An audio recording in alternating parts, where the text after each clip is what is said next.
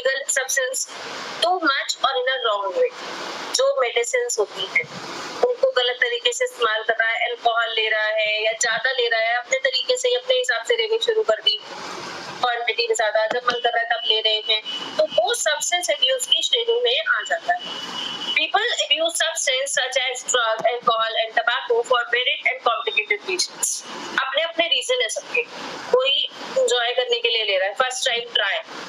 Specially जो school के बच्चे होते हैं, जो स्कूल के जो 11, 12, 10 वाले बच्चे होते हैं, इन लोगों को क्या होता है, ट्राई वाला बेसिस होता है इनका, मैक्सिमम ट्राई बेसिस होता है। कुछ लोग होते हैं जो अपनी स्ट्रेस को, एंजाइटी को कम करने के लिए ले रहे हैं। कुछ ऐसा कुछ है कि ओवरकम ही नहीं कर पा रहे, अपनी मेमोरी को थोड़ा सा खत्म, मतलब ब्लंट करने के लिए ले रहे हैं, थोड़ा सा धुंधला सा हो जाए। Abuse of substance has a harmful effect on the brain and nervous system, which affect the health and day-to-day activity of the abuse. जो abuse है वो अफेक्ट करता है ब्रेन को और नर्वस सिस्टम को। ऑब्वियसली कि भाई हमारे अभी तो उसको आराम मिल रहा है, जो हमारी नसें हैं वो सुन हो जा रही हैं, वो बहुत सही तरीके से काम नहीं कर पा रही, नर्वस सिस्टम हमारा डाउन हो रहा है ना, which affect the health and day-to-day activity of the abuser।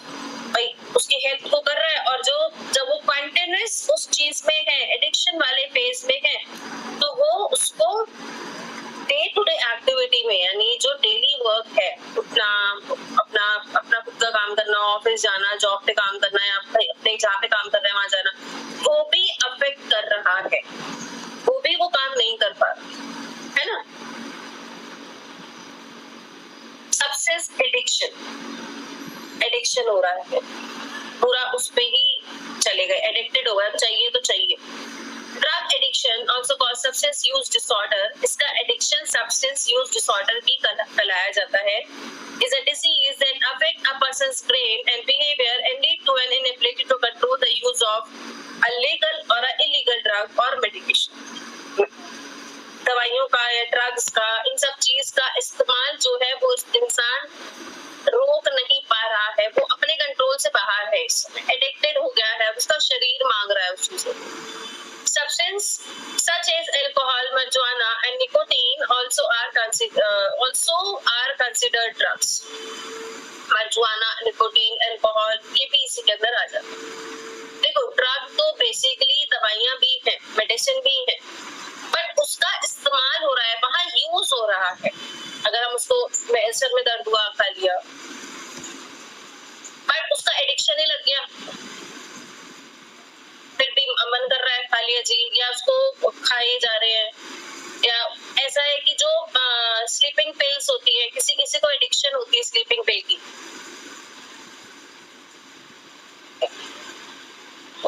कि इसके बिना नींद ही नहीं आएगी, ऐसा भी होता है, तो एडिक्शन में है। ड्रग एब्यूज, ड्रग एडिक्शन और ड्रग डिपेंडेंसी। एब्यूज मतलब किसी चीज का गलत इस्तेमाल कर रहे हैं, हमारे शरीर को जरूरत नहीं है फिर भी उसको अपने अंदर डाल रहे हैं। Abuse, addiction mean continuous use of substance for a purpose other than food amount to addiction. Continuous use है और कोई पर्पस ही नहीं है, जबरदस्ती नीड नहीं है शरीर को, हमारे क्लाइंट के शरीर को नीड नहीं है पेशेंट के, पर वो फिर भी ले रहा है। Drug addiction. Dependency means a permanent physiological change causing an individual to persistently craving the consumption of particular substance। Dependent हो जाना, अभी तक तो इंसान किस लिए ले रहा था, थोड़ा दिमाग सुन करना है, थोड़ा सा रिलैक्स फील करना है, मेमोरी जो खराब मेमोरी है उसको ब्लेंड करना है। अब शरीर ने भी मांगना शुरू कर दिया फिजियोलॉजिकल, यानी अगर पर्टिकुलर टाइम पे नहीं लिया तो शरीर भी सिम्टम्स दिखाना शुरू कर देता है। सुशांत सिंह राजपूत की छिछोरे मूवी देखी है? Chhichhore? Yes ma'am. Yes ma'am, वो सीन देखे हैं जिसमें ये दिखाते हैं, है ना, उसका जो उसमें जो उसका फ्रेंड होता है बेवड़ा, यस मैम, ग्रुप में होता है, वो अपनी सबसे बड़ी अच्छी जो कहते हैं अपनी फेवरेट चीज को दाव पे लगा रहा है, जो ड्रिंक होती है, और उसकी बॉडी सिम्टम दिखाते हैं, उसके पेट में दर्द होता है बहुत तेज, हॉस्पिटलाइज करना पड़ जाता है उसको, नहीं? Yes ma'am. जी मैम। उसकी बॉडी, ऐसे ही क्लाइंट की बॉडी एक तरीके से सिम्टम्स दिखाती है। ये होते हैं विड्रॉल सिम्टम्स। विड्रॉल सिम्टम्स मतलब कि जिस इंसान का कंटिन्यू टाइम है कि वो इस टाइम पी रहा है, फिर वो रात को पी रहा है, सुबह पी रहा है, रात को पी रहा है, तो वो रात तक तो ठीक रहेगा, पर जैसे जैसे रात में उसका पीने का टाइम आएगा ना, वैसे वैसे बॉडी भी उसकी सिम्टम्स देनी शुरू कर देगी। एंजाइटी शुरू हो जाएगी, बेचैनी से शुरू होने लगेगी, फिर पेन होने लगेगा कहीं कहीं। This is withdrawal symptoms. दो तरीके के होता है, एक होता है साइकोलॉजिकल, एक होता है फिजियोलॉजिकल। साइकोलॉजिकल इज दिमाग से अब टाइम हो रहा है, अब टाइम हो रहा है, अब टाइम हो रहा है, वो इजीली थेरेपीज के थ्रू कवर और क्योर किए जा सकते हैं अगर सिर्फ साइकोलॉजिकल है। फिर आते हैं फिजियोलॉजिकल, जो इसमें है डिपेंडेंसी वाला पार्ट है। वो मेडिकेशन के थ्रू, यानी दवाइयों की जरूरत पड़ती है क्लाइंट को या कैंडिडेट को या पेशेंट को, क्योंकि इतना इजी नहीं होता इनसे निकल पाना, क्योंकि भाई ऑब्वियसली शरीर में दिक्कत हो रही है इंसान को, तो उसे आराम तो चाहिए ना किसी भी तरह से। तो वहां उसको ये परेशानी, इसलिए फिजियोलॉजिकल ज्यादा खतरनाक हो जाता है। अब क्या होता है, फिजियोलॉजिकल विड्रॉल्स जो होते हैं वो 24 आवर्स से लेकर के 72 आवर्स तक ज्यादा सीवियर होते हैं। खाना खा ले, खाना बनाते हुए ये समय निकल गया तो इंसान उससे उभर पाएगा, है ना।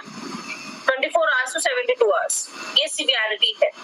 इस टाइम पे सीवियर कंडीशन, बहुत ज्यादा खराब कंडीशन रहती है पेशेंट, है ना। अब वो दवाइयों के थ्रू, डॉक्टर्स जो है वो सब दवाइयों के थ्रू उसको सही करने की कोशिश करते हैं। ठीक, ये क्लियर हुआ abuse, addiction and dependency. Ma'am. ये आपने बताया 24 to 48 आवर्स, मतलब इस बीच मतलब सबसे ज्यादा क्या कहते हैं उसको, क्रेविंग होती है, मतलब सबसे ज्यादा दिक्कत होता है, शरीर ज्यादा विड्रॉल करता है। मतलब क्योंकि क्या होता है, देखो किसी इंसान कोई जिसको डिपेंडेंसी है, जो ऑलरेडी डिपेंडेंट हो गया है, वो 24 आवर्स में क्या होता है, कभी कभी क्या होता है 5-6 घंटे बाद ले लिया, फिर शांति मिल गई, है ना, कि अगले दिन ले लिया थोड़ा शांति। तो 24 आवर्स से लेकर के 72 आवर्स तक सीवियर प्रॉब्लम रहती है। वो अंडर डॉक्टर्स की देख रेख में रहता है वो क्लाइंट उस टाइम पे। मतलब अगर हम किसी को छुड़ा रहे हैं तो मतलब ये सीवियर टाइम है उसके लिए। Yes, okay. ये प्रीमियम टाइम है अगर इतनी हाई लेवल की डिपेंडेंसी है, जो बिल्कुल जैसे कहते हैं ना नशेड़ी टाइप जो होता है, जो बिल्कुल ऐसे होता है कि बहुत हाई लेवल पर है। स्टार्टिंग फेज है तो इजीली छूट जाती है, मेडिसिन की हेल्प से, चीजों की हेल्प से कुछ छूट जाती है स्टार्टिंग फेज में। पर जब फिजियोलॉजिकल डिपेंडेंसी, फिजियोलॉजिकल चेंजेस आने लगे तब दिक्कत होती है। ठीक है।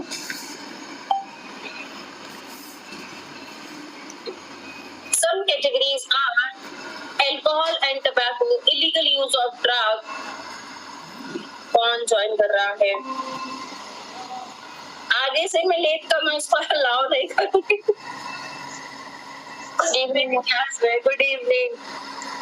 चलिए, some categories are alcohol and tobacco, illegal drug use, prescription drug use, substance abuse of common household items। कैसे कैसे कैटेगरीज है? अल्कोहल हो गया, टबैको हो गया, इलीगल ड्रग्स कौन से होते हैं? जैसे ये ड्रग नहीं होते वाइट, जो हम मूवीज देखते हैं, मैम गांजा, कोकेन, वाइट पाउडर सा जो गांजा, कोकेन, हेरोइन, LSD, ये इलीगल है, लीगल नहीं है ड्रग्स, है ना। प्रिस्क्रिप्शन ड्रग अब्यूज, जो डॉक्टर ने लिखा है, डॉक्टर बताते जब किसी को स्ट्रेस है या परेशानी है, डॉक्टर बताते हैं एंजाइटी की दवाई है आपकी, बेचैनी नहीं होगी, ये गोली ले लेना।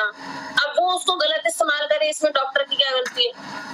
तो वो गलत इस्तेमाल भी हो जाता है उसका। Substance abuse of common household items, common household items जो थिनर होता है, नेल पेंट रिमूवर,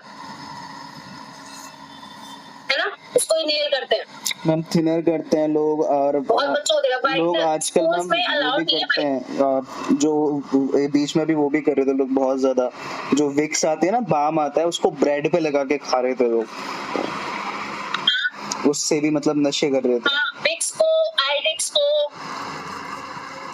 उससे भी नशे कर लेते हैं हम लोग, है ये तो मैं ना। आजकल ही बहुत सुन रही हूँ। ये आजकल नहीं होता है, ब्रेड पे आइडेक्स, विक्स ये सब लगा के खा रहे हैं वो लोग। मैं तो सीरियसली पहली बार सुना है ये वाली चीज तो। मैंने बहुत टाइम पहले सुना था, बट मुझे बड़ा अजीब लगा था, आइडेक्स खा रहे हैं। मैम मुझे भी बहुत अजीब लग रहा है, तुम कैसे हो सकता है, स्मेल इतनी गंदी होती है। मैम वो स्मेल ही कॉमन उनके लिए नशा है। ये वो नशा हाँ, उन लोगों के लिए एक सोर्स है प्लेजर सीख करने का, तो वो ये हो गया। और जो डिनर और कॉफी होती है, कॉफी सबके घर में बनती है कॉफी। Yes ma'am. अगर कॉफी को बहुत सारा खा ले जाए ना, वो भी ऐसा ही वो करती है। मैम स्कूल्स में बीच में व्हाइटनर भी बैन किया था स्कूल्स के अंदर। हमारा फ्लूइड जो होता है वो भी बैन किया था स्कूल्स के अंदर, क्योंकि हाँ उससे भी नशे कर रहे थे बच्चे। कोई नहीं करते हैं वो लोग, उसकी भी स्मेल से नशे करते हैं। हाँ उसको ही नहीं करते हैं। ये सब कॉमन चीजें हैं और सब जगह अवेलेबल है। अब ये थोड़ी ना आइडेक्स प्रिस्क्रिप्शन पे ही मिलेगा या विक्स प्रिस्क्रिप्शन पे ही मिलेगा। हाँ जी मैम, ऐसे ही मिल जाते हैं तो वो रास्ता ढूंढ लेते हैं अपना अपना।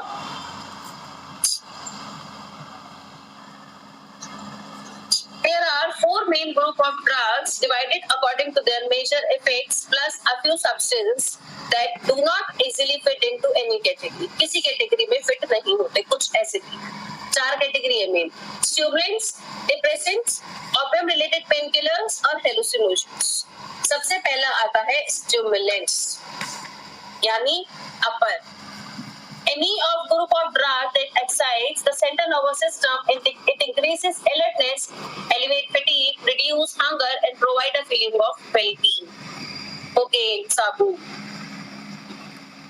हम जब बहुत ज्यादा थके हुए होते हैं और फिर भी काम होता है, हम क्या लेते हैं? हम भी तो कॉफी और चाय वगैरह जैसी चीज लेते हैं ना।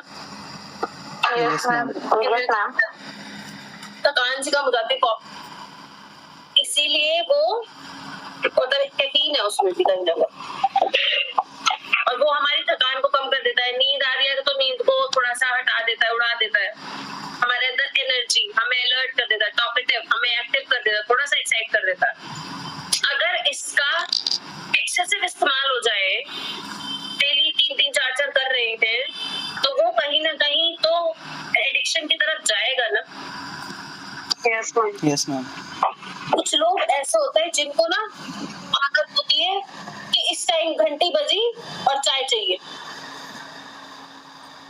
मैम हमारे साथ भी हाँ, हमारे कॉलेज में रहते ना, लंच टाइम होता है 12:30 बजे, तो उस टाइम ना खुद ही क्लॉक स्टार्ट हो जाते हैं। हम भी टाइम कमा लिए और घर पे ही बना लेते हैं। जिस दिन छुट्टी होती है ना, तो आदत पड़ गई घर पे बनाने की।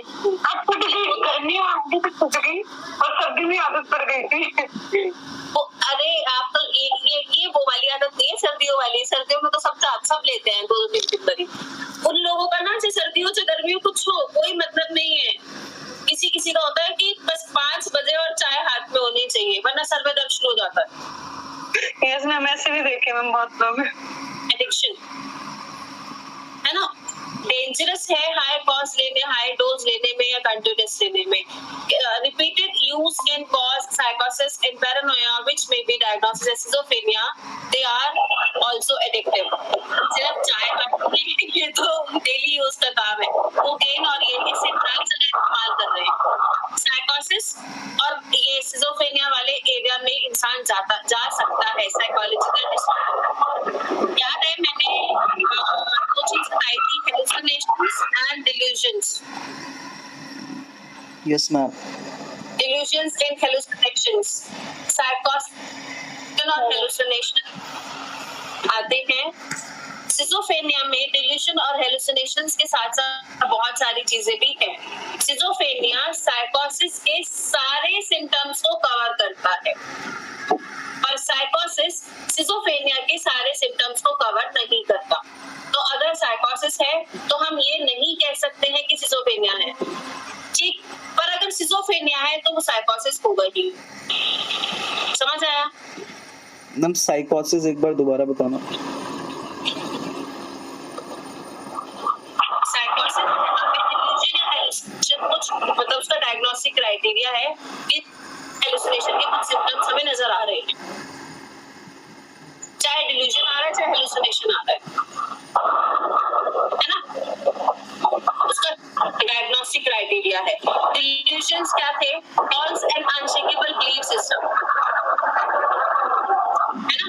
फॉल्स और अनशेकेबल बिलीफ सिस्टम, उसके अंदर बिलीफ सिस्टम बन गया मैं तो भगवान हूं, याद आया? Yes ma'am. अब वो इसी तरह से बिहेव कर रहा है, हाँ मैं भगवान हूँ, ये हूँ। उसको उसके अंदर एक अपने पार्टनर में शक वाली शक हो गया कि नहीं ये ना मुझे मारने वाला है, ये मुझे हर्ट करने वाला है, शक वाली चीज होने लगी। मैंने एक एग्जांपल बताया था कि एक लेडी आई थी जब मैं सर के यहाँ पे थी, उसने कहा था मैं मोदी जी की बहू हूँ। मैम वो फातिमा मैम को बोल दे बहुत ज्यादा शोर आ रहा है। डिस्टर्बेंस ज्यादा हो रहा है। भाई जिसका भी माइक खुला हुआ है प्लीज बंद कर दो। मैं बंद करूंगी तो कुछ समझ नहीं आएगा, आप लोग बंद कर लो। याद है मैंने एक एग्जांपल बताया था उसका, जो एक लेडी मैंने एक सर के यहाँ पे देखी थी जिन्होंने कहा था मैं मोदी जी की बहू हूँ,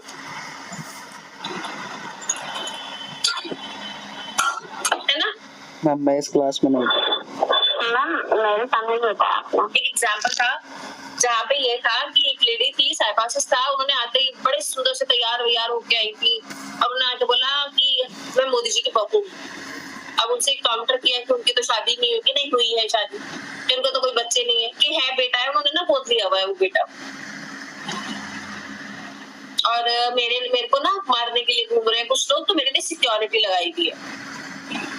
साइकोसिस, है ना। अब सिजोफ्रेनिया इतना वाइड टर्म है क्योंकि सिजोफ्रेनिया के सब टाइप्स भी हैं, पैरानॉइड सिजोफ्रेनिया, हेमिफेरिक सिजोफ्रेनिया, बहुत सारे हैं। तो उनका अपना अपना डायग्नोस्टिक क्राइटेरिया है जिसमें साइकोसिस कवर करता है पूरा। समझ आया? Yes ma'am. निकल गया स्लाइड पे कहीं गया, थोड़ी सी निकली है, देख लेना बाद में, है ना। आगे चले। Yes ma'am.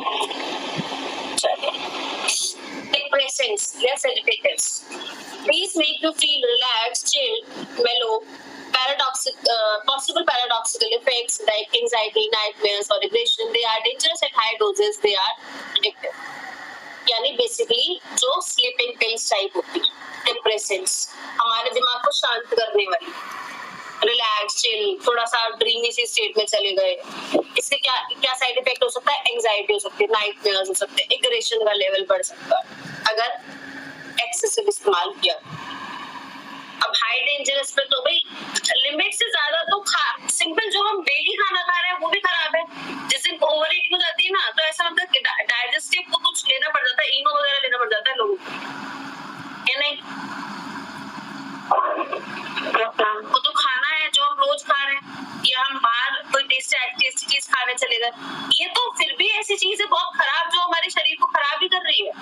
तो हाई डेंजरस पे तो हाई डोजेस पे तो सभी चीज खराब है, ज्यादा कुछ खा भी लो तो ये और ज्यादा दिक्कत कर देती है। इससे इंसान ऐसा होता है कि सो गया तो सोता ही रह गया, ऐसा भी हो सकता है। Next is opium-related painkillers.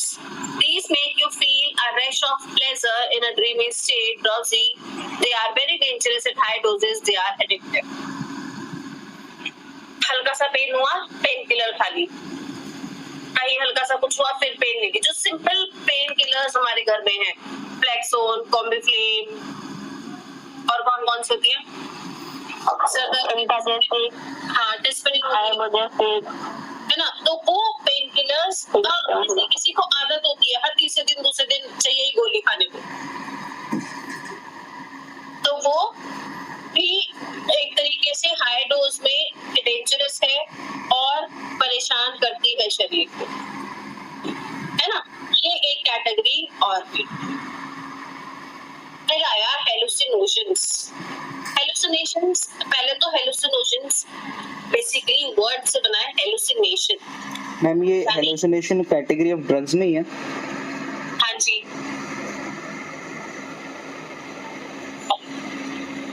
उसमें ही है, ठीक है मैम। ड्रग कैटेगरी है ना। Hallucination are a class of drug that cause hallucinations, जो hallucination cause करता है, profound distortion in the person's perception of reality। अब hallucination क्या था कि जो एक्चुअली में रियलिटी है उसको परसीव नहीं कर पा रहे हैं, जो है ही नहीं उसको परसीव कर रहे हैं। hallucination होता है auditory hallucination, command hallucination and visual hallucination। Auditory hallucination मतलब कोई आवाजें नहीं है बट फिर भी मुझे आवाजें सुन रही है, कोई मुझे आवाज लगा रहा है, कोई 2 जने बात कर रहे हैं उनकी आवाजें आ रही है मुझे, कोई 3 जने बातें कर रहे हैं ग्रुप में है, वो हुआ ऑडिटरी। फिर हुआ कमांड हेलुसिनेशन। कमांड मतलब कि उन आवाजों ने हमें कमांड दे दिया, जाओ सच से पूछ जाओ, इंसान कमिट कर देगा, उसको कमांड मिला है वो उसे फुलफिल करेगा, उठो इसको मार दो, कर देगा, मार देगा वो, कमांड हेलुसिनेशन। फिर आता है विजुअल हेलुसिनेशन। विजुअल हेलुसिनेशन मतलब कोई स्टिमुलाई है नहीं बट फिर भी परसीव कर रहा है इंसान उस चीज को। जैसे मैं बोलने लगूं लैपटॉप के और मेरे बीच में पर्दा है, नहीं है ना, पर अगर दिखने लगे क्लाइंट को ऐसा से दिखता है कि ये बैठे सामने, दिखती है तुम्हें, इंसान दिखने लगता है उनको, कुछ भी दिख सकता है, दैट इज हेलुसिनेशन। तो ऐसा कैटेगरी ड्रग का जो हेलुसिनेशंस को हेलुसिनेशंस क्रिएट करे, उनको कॉज करे। Hallucinogens can be found in some plants and mushrooms or their extracts and can be man-made, natural भी और man-made भी है। Commonly divided into 2 broad categories: classic hallucinogens and dissociative drugs, LSD और PCP। They vary a lot। शोर आ रहा है जी, किसकी तरफ से आ रहा है देखो।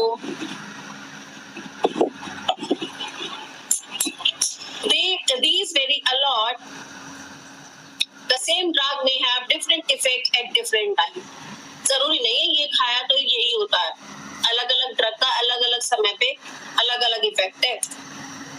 Detached from your surrounding, mood swings, alert sense of space and time, hallucinations, illusions and distortion of reality, feeling of insight, mystical and religious experiences। Experience may be powerful and not much fun। बहुत खराब experience होगा, बहुत powerful होगा, अजीब सा mysterious और religious experience, जैसे भगवान बन गए, ऐसा भी हो सकता है, या उसको ऐसा भी लग सकता है कि सामने भगवान खड़े हैं, अजीब सा, या उसको क्या लगेगा मैं तो मैजिक कर सकता हूँ, मैं अभी स्प्लिट करूंगा और बारिश हो जाएगी। इंसाइट में क्या लगेगा, ऐसा भी हो सकता है कि चीजें अजीब सी जा रही हैं, रियलिटी से बिल्कुल खत्म हिसाब, कुछ नहीं रहा, रियलिटी से डिस्टॉर्शन हो गया, कट गया रियलिटी से इंसान, उसे ऐसी ऐसी चीजें दिख रही हैं या ऐसी ऐसी आवाजें सुन रही हैं, अजीब सा कुछ, अपने स्पेस का टाइम का वो मतलब एक्चुअल रियलिटी में वो है ही नहीं, मूड स्विंग्स ऊपर नीचे, अपने आसपास से पूरा कट गया हो, क्योंकि वो हेलुसिनेशंस में जा चुका। क्लियर हुआ? Yes ma'am. अब आता है reasons for substance abuse। People may begin using substance for several reasons। They may enjoy the pleasurable experience। जो experience है उसको enjoy कर सकते हैं। Want to change or blunt their unpleasant feeling। जो खराब feeling है, जो खराब thoughts उनके आ रहे हैं, जो experience खराब गया है life में अभी पीछे, या जो कुछ ऐसा event हुआ है जो उसको वो भूलना चाह रहे हैं, उसको blunt करना चाह रहे हैं। Want to improve their performance at work, school or athletics। क्योंकि जो हमारे थकावट को खत्म करते करते हैं, सेंट्रल नर्वस सिस्टम को अच्छा कर रहे हैं जो ड्रग्स, वो अपने परफॉर्मेंस पे काम अच्छा करने के लिए या एथलेटिक्स में इस्तेमाल करते हैं, जो लोग होते हैं उसमें भी तो इस्तेमाल कर लेते हैं वो लोग। पता है, जब बाहर कोई इंसान खेलने जाता है या कहीं भी जा रहे हैं तो उनका मेडिकल चेकअप भी होता है, अगर स्टेट लेवल या नेशनल लेवल पे, है ना, ताकि हम डोपिंग टेस्ट होते हैं, हाँ जी, टेस्ट होते हैं उनके, ताकि ये पता चले कि इन्होंने ड्रग का यूज तो नहीं किया, है ना। यस तो वो इसलिए भी इस्तेमाल कर लेते हैं। बी क्यूरियस और give in to peer pressure. Curious भी हो सकता है, इंसान चल एक बार लेके देखते हैं क्या होता है, ऐसे भी हो सकता है, या पीयर प्रेशर में दे दिया गया, नहीं देखते ले वो वाला जो पीयर प्रेशर है, दोस्तों वाला, तो ये भी हो सकता है। रीजंस बहुत सारे होते हैं, बट और भी रीजंस हैं, पर नहीं जाना चाहिए इस तरफ। Exposure from peer, abuse by parents, availability, genetic, poor family environment, psychological problem, personality, feeling of depression, job stress, unemployment, poverty. दोस्त ने दे दी, पेरेंट्स भी इस्तेमाल कर रहे हैं, इजीली अवेलेबल है, घर में ही रखी है। आजकल एनवायरमेंट है, पहले तो था कि जेंट्स भी थे, आजकल तो लेडीज, मतलब आजकल का बहुत टाइम से लेडीज भी चल रही है, सबके साथ में, चलो जी सब बैठ के पिएंगे घर में, ऐसा भी हो रहा है। सालों साल से चला रहे, जेनेटिक है पंजाबियों में, नहीं? यस मैम, यस मैम, यहाँ तो चलता ही है। फैमिली एनवायरनमेंट अच्छा नहीं है, साइकोलॉजिकल इश्यूज है, कुछ पर्सनालिटी ऐसा है कि जी, जैसे पंजाबियों को हम कह देते हैं, वो है। फीलिंग ऑफ डिप्रेशन वाली फीलिंग हो सकती है, ऐसे जैसे इंसान ही काम कर रहा है, स्ट्रेस जॉब का, काम नहीं है, गरीबी में है, कोई मैरिज में इशू है, अकेलापन है इंसान का, किसी ऐसे इंसान को खो दिया जिससे बहुत प्यार करते थे, फैमिली या सोशल इश्यूज कुछ चल रहे हैं, closer to area of production like Afghanistan, सस्ती मिल रही है और बिल्कुल पास में मिल रही है, तो चलो जी ले लो। लैक ऑफ एजुकेशन, एक तरीके से इसकी इस्तेमाल का भी पता, ये भी यूज में आती है कभी कभी, अल्कोहल ब्रांडी हो गई या जो ये चीज हो गई, ये भी यूज में भी आ सकती है। हम देते हैं बच्चों को जब खांसी वासी हो जाती है, उनको थोड़ा थोड़ा दे देते, खांसी हो गई या थोड़ा बहुत अमाउंट जो है, खांसी हो गई या गले में दिक्कत है, या फिर जैसे बोलने की पथरी होती है तो बियर पीते हैं लोग। Yes ma'am, yes ma'am. तो लैक ऑफ एजुकेशन ही तो है। अगर इसको सही तरीके से इस्तेमाल किया जाए तो इसमें फिर यूज में भी आ रहा है कहीं ना कहीं, पर यहाँ हम बात कर रहे हैं अब्यूज की, गलत इस्तेमाल। Smuggling and illegal drug trade in Pakistan, मतलब जो स्मगलिंग चल रही पूरा, lack of control on the sale of drugs, दवाइयों पे भी और ठेकों की दुकानों पे भी, हमारा अर्थव्यवस्था कह देते हैं इसको, अल्कोहल को तो नहीं। यस मैम, हाईएस्ट टैक्स मिलता है ना इसको। यस, तो कंट्रोल तो है नहीं। देखो, complication of drug use includes, अब कॉम्प्लिकेशंस क्या होते हैं इसमें? Brain damage, memory loss, attention difficulties and impaired judgement, दिक्कत हो सकती है, ब्रेन डैमेज हो सकता है, मेमोरी खत्म, अटेंशन पूरे ध्यान से किसी चीज में काम नहीं कर पा रही, जजमेंट सही से नहीं हो पा रहा, कैंसर, कार्डियोवैस्कुलर डिजीज, दिल बीमारी, दिल से रिलेटेड, हार्ट से related, hepatitis, HIV, AIDS and other infectious disease, legal, academic work and social problems. बहुत सारे इन्फेक्शियस डिजीज हो सकते हैं क्योंकि एक दूसरे के साथ पी रहे मेडिकेट, एक ही बॉटल में चल रही है सबकी, और लीगल, एकेडमिक, स्कूल और बाहर सोशल में प्रॉब्लम हो सकती है क्योंकि जो इंसान ड्रिंक कर रहा है उसको पता नहीं वो क्या बोल रहा है और वो गलत व्यवहार कर दे। लीवर, लंग्स और kidney disease, malnutrition, psychological changes including aggression, paranoia, depression and hallucinations।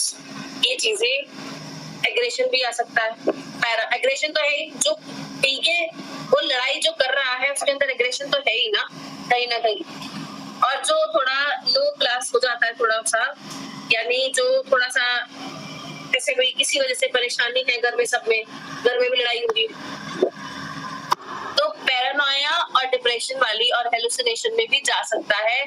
इंसान पूरी अपनी शरीर को खुद ही खराब कर रहा है पूरे तरीके से। ठीक, यस मैम। अब ये सेम आ जाता है factors leading to addiction, peer pressure, unstable family, trauma and abuse, poor social skills, mental illness, gender, genetic और सोशल। हमारे आसपास देख रहे हैं सब ऐसे ही हो गए, जेनेटिक चलता आ रहा है ऐसे ही। अब जेंडर का कोई रोल नहीं है, सब ले रहा है, सब इंसान ले रहे हैं, लड़कियां भी ले रही हैं, लड़के भी ले रहे हैं, सब ले रहे हैं। एंड ये जो पब्स वगैरह हैं, जो नाइट पब्स होते हैं, क्या होता है वो, है ना, यही पब ही होते हैं ना, नाइट क्लब्स होते हैं, नाइट क्लब पब्स हो गए, तो वहां पे तो ये तो खुला ही चल रहा है, विद लाइसेंस चल रहा है ये सब। वहां पे सब जा रहे हैं एंड दे आर एंजॉयिंग। वहां पे पता नहीं शॉर्ट्स वगैरह जो मूवी में हम लोग देखते हैं, सब बहुत इजीली हम देख सकते हैं। मेंटल इलनेस कुछ बीमारी की वजह से, पुअर सोशल स्किल्स, इस समाज में या सोसाइटी में इस इंसान अच्छे से एडजस्ट नहीं कर पा रहा, उसको किसी ने ग्रुप में कुछ कह दिया, इस वजह से भी वो उस तरफ चला गया।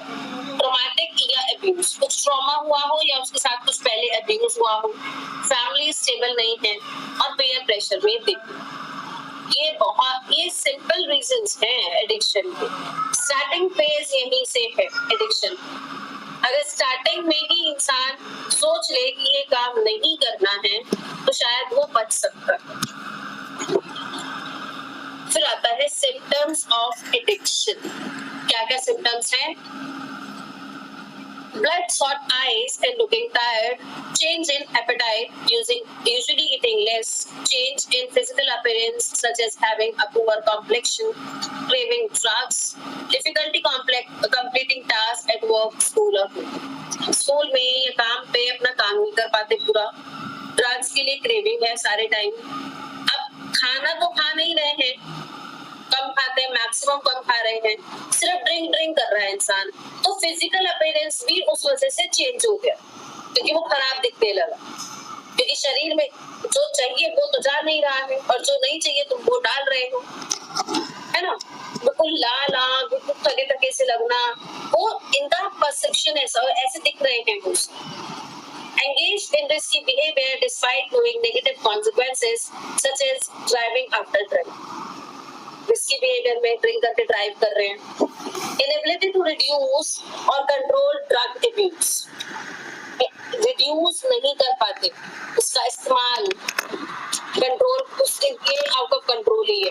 पैसे से हमेशा दिक्कत रहती है इनको, क्योंकि पैसा मिला जा करके ड्रिंक करे आए या ड्रग ले लिया। वेट लॉस, क्योंकि खाना तो खा नहीं रहे। अब ये शराब या ड्रग ऐसा चीज कोई है कि शरीर में लगेगा वो अच्छा पॉजिटिव चीज रिजल्ट देगा, वेट लॉस। अब आ जाते हैं ट्रीटमेंट की तरफ। यहाँ तक क्लियर हुआ? पहले ये बताओ। यस मैम, क्लियर है।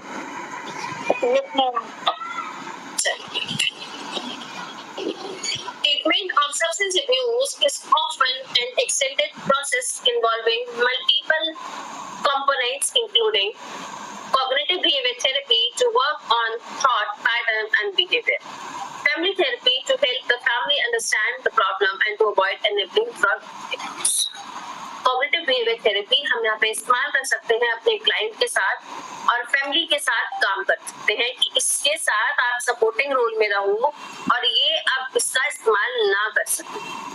बट अगर मेरे क्लाइंट को फिजियोलॉजिकल विड्रॉल्स नहीं है, यानी जो शरीर उसका विड्रॉल नहीं दे रहा है, सिर्फ अभी साइकोलॉजिकल डिपेंडेंसी है, फिजियोलॉजिकल डिपेंडेंसी नहीं है, तब हम सीबीटी खाली थेरेपी से काम कर सकते हैं।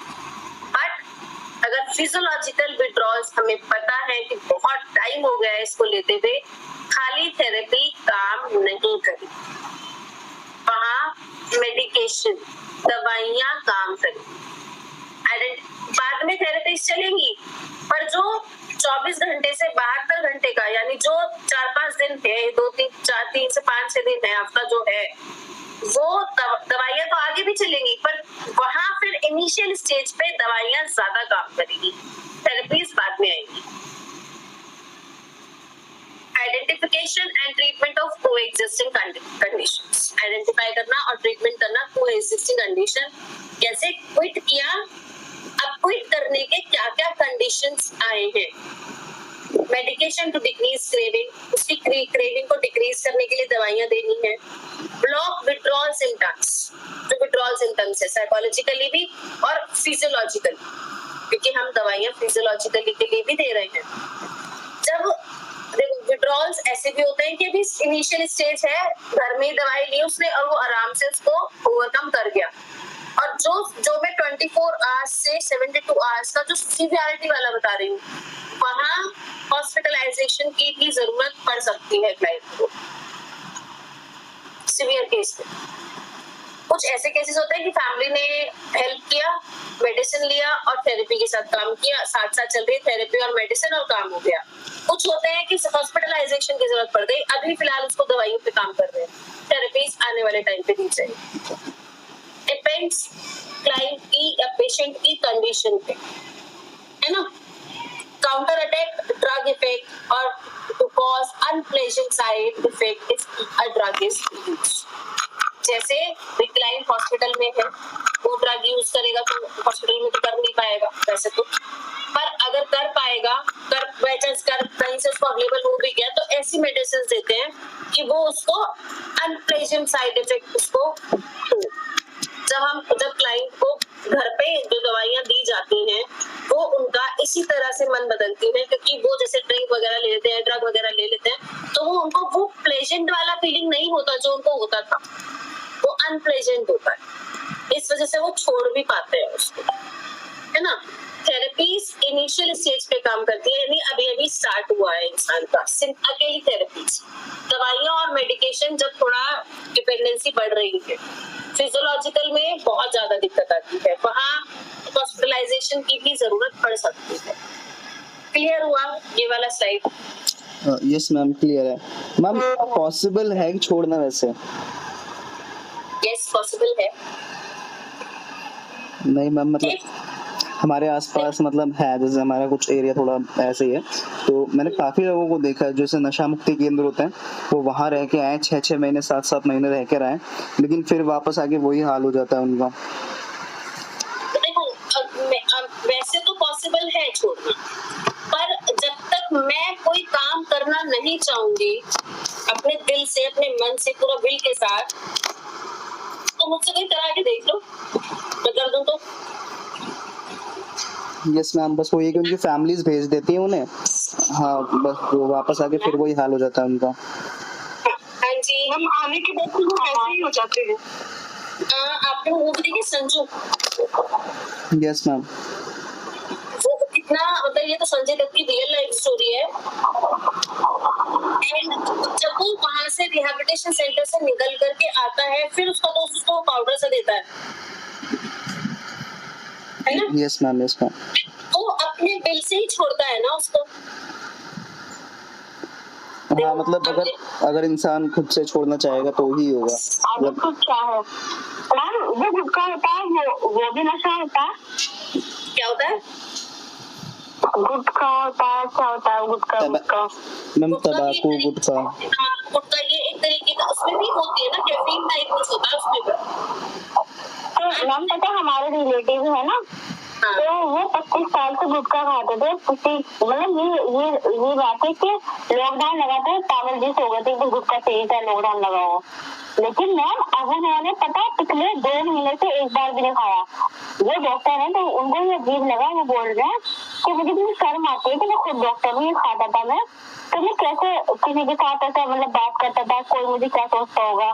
तो देखिए अब फिर उन्होंने दांत वात साफ करा, लेकिन अब नहीं खा रहा मैं, ये कैसे हुआ? तब के उन्होंने तो कुछ लिया भी नहीं है, बस हाँ ये निकाला, वो जो होती है ना, जो आती है वो इलायची होती है, उसमें मुंह में डाल लेते हैं जब भी उनको क्रेविंग होती है चीज की। तो मैम उन्होंने तो छोड़ दिया 25 साल।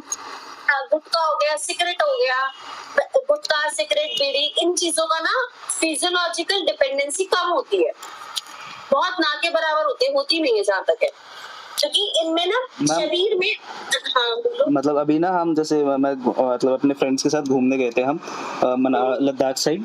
तो मैं वहाँ पे तो अवेलेबल नहीं थी सिगरेट्स, लेकिन मेरे दोस्त को था थोड़ा, उसको हर 10 मिनट बाद सिगरेट चाहिए।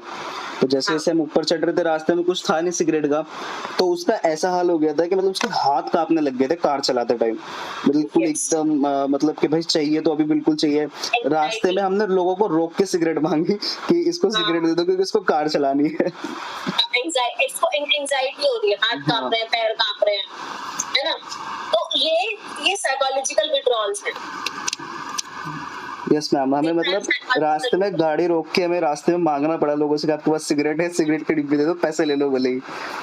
हाँ, ये होता है। तो मतलब इनका ना फिजियोलॉजिकल बहुत कम होता है डिपेंडेंसी। तो इसीलिए ये ना जैसे उसमें भी आता है, एड में भी आता है, सिगरेट की जगह वो च्युइंग गम टाइप जो आती है वो ले लो। हाँ मैम, वो निकोटीन की टैबलेट्स आ रही है आजकल। वो दरअसल काम पर वो सिगरेट हो गई, बीड़ी हो गई, हो गया, हुक्का हो गया, वो करते हैं लंग्स को खराब। तम्बाकू करता है माउथ कैंसर, वो में अंदर उसको चलाया जा रहा वो ऐसे होता है ना। तो ज्यादा दिक्कत होती है फिजियोलॉजिकल विड्रॉल्स, जहाँ शरीर तुम्हारा शरीर ही साथ नहीं दे रहा आपको, वो दिक्कत करता है। कहीं दर्द मतलब यहाँ दर्द वहाँ दर्द, पेट में से कुछ अलग ही हिसाब हो रहा है, चीख रहा है इंसान, अनबियरेबल होता है वो पेट। मैम वो भी पता है, ये बोल रहे हैं कि मैंने छोड़ तो दिया बिना डॉक्टर की सलाह से, ऐसे मतलब खुद से छोड़ा आपने इच्छा से, बट मैंने वो बोल रहे हैं कि मुझे कितना ट्रेन करते रहते थे, उनको भी आदत थी कैसे ट्रेन करना ही है बस। तो वो बोल रहे थे उनको दबावा महसूस हो रहा है उनकी फेस पर, जैसे कि ऐसा होता है ना प्रेशर, जिसको कोई दबा रहा हो कि बस दबाओ, तो ऐसा फील हो रहा है। तो मतलब अगर इंसान चाहे तो मतलब छोड़ सकता है नशा, तो देख के ताज्जुब में हो बहुत। बिल्कुल बड़े आराम से, अगर एक इंसान चाह ले कि मैं ये करूंगा तो वो क्या नहीं कर सकता। मैम ये तो बहुत बड़ी बात है। मतलब वो ये बोल रहे थे जब से उन्होंने अपना होश संभाला तब से वो खाते ही हैं 25 साल से, और अब नहीं खा रहे 2 महीने से, और बोल रहे थे खाऊंगा ही नहीं जिंदगी में। पेशेंट देखता है मेरे, बहुत शर्म आती है। कॉमन ट्रीटमेंट्स जो है, motivational initiative for reinforced incentives, जो जैसे हमने ग्रुप काउंसलिंग सेशन हमने किया था कि एक टाइप होता है ग्रुप काउंसलिंग का। यहाँ पे जो काउंसलिंग सेशंस होते हैं ना रिहैबिलिटेशन सेंटर्स में, वो ग्रुप में इसीलिए होता है ताकि एक दूसरे को देख करके एक इंसान मोटिवेट हो, है ना। और अगर एक इंसान एक बार उस सेशन में नहीं आ रहा तो उसको अच्छे से मोटिवेट करके लाया जा सके। Motivation interviewing to utilize a person's readiness to change behaviour. अब जैसे फातिमा के जो अंकल हैं, अब उनका मोटिवेशन इंटरव्यू, बहुत अच्छा डिसीजन लिया है आपने, बहुत अच्छी तरफ आप चल रहे हो, उसका उनका जो डिसीजन है उसको हम सबको उनकी बात को ऐसे लोगों को और बता सकते हैं, उनका इंटरव्यू ले सकते हैं कि भाई और लोगों को भी आप उनको मोटिवेट करो कि भाई जो और गुटखा खा रहे हैं उनको और अच्छा फील कराना, बेसिकली कि आपने बहुत अच्छा डिसीजन लिया, अब आप और लोगों को भी ये डिसीजन लेने के लिए उनको हेल्प करो, अपनी स्टोरी बताओ, है ना। Rather, rehabilitation to assess those with severe addiction or coexisting mental illness through the initial stage of coping. Initial stage, mental illness भी हो सकती है इंसान को, severe जो एडिक्शन है उसमें ज्यादा परेशानी होती। Supervised withdrawal detoxification to prevent recognize the treatment of physical symptoms of withdrawal. Treatment तो चाहिएगा ही ना, फिजिकल सिम्टम्स का ट्रीटमेंट नहीं मिलेगा तो इंसान कैसे सरवाइव करेगा, कर ही नहीं पाएगा। सपोर्ट ग्रुप, जो उसका ग्रुप है वो उसको सपोर्ट कर रहा है, अच्छे से कर सकते हो जाएगा, डोंट वरी। पॉजिटिव नोट्स के साथ, उसके साथ डॉक्टर भी है, उसके साथ थेरेपिस्ट भी है, सब तरीके से बात करते हैं।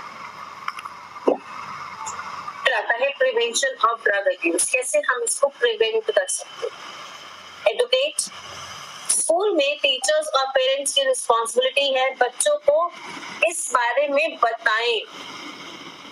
बात ही नहीं करता कोई इस बारे में स्कूल में, अपने सिलेबस को कंप्लीट करना है या अपने एरिया से रिलेटेड ही बात करनी है सिर्फ, तो ये पेरेंट्स को भी बात करनी चाहिए बच्चों से। टीचर्स भी कहाँ तक करेंगे, उनके पास ऑलरेडी और बहुत काम है।